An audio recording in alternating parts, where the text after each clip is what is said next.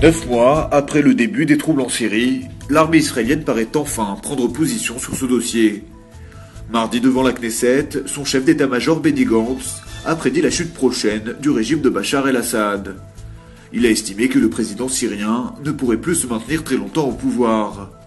Conséquence, Israël se tiendrait prêt à accueillir un afflux de réfugiés alaouites sur le plateau du Golan.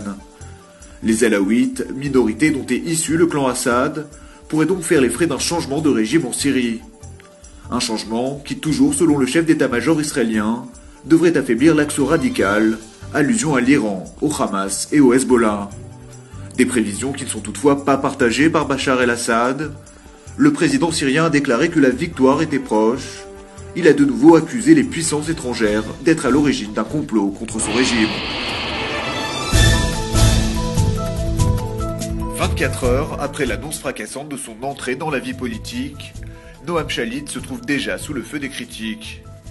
À droite comme au centre, plusieurs députés l'accusent d'utiliser cyniquement le capital de sympathie engendré pendant son combat pour la libération de son fils Gilad. Un procès d'intention que réfute l'intéressé.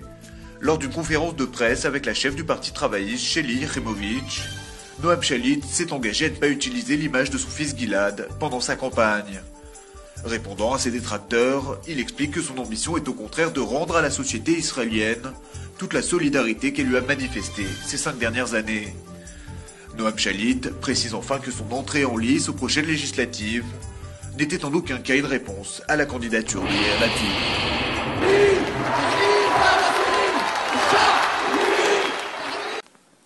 La communauté juive de Tunisie refuse d'être mêlée au conflit israélo-palestinien et ne doit pas être insultée.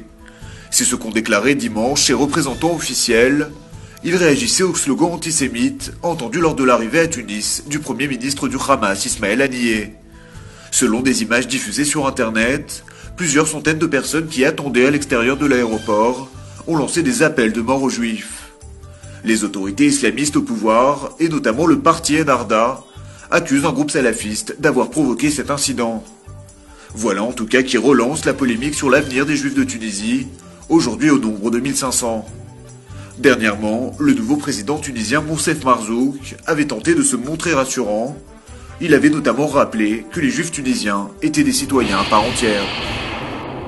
Un plateau céramique vieux de 1500 ans retrouvé à l'est de la ville de Saint-Jean d'Acre.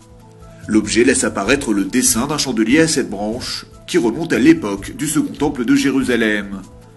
Les fouilles actuellement menées par l'autorité des antiquités israéliennes auront donc permis de retracer une présence juive dans la ville d'Acre, une présence datant donc du VIe siècle et de la période byzantine.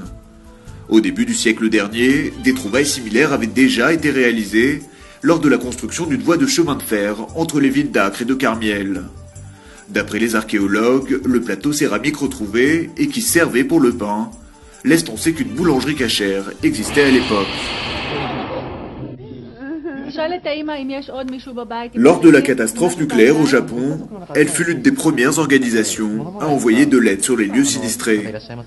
L'ONG israélienne Israël vient d'être récompensée à New York par la Chambre de commerce et d'industrie du Japon. Israël, dirigée par Shahar Zahavi, s'est vu attribuer une récompense de 50 000 $. L'annonce a été faite au terme d'une soirée de gala marquant le 27e anniversaire de la Chambre de commerce du Japon. L'ONG Israël, basée dans la ville israélienne de Beersheva, est financée en grande partie par l'appel juif unifié américain.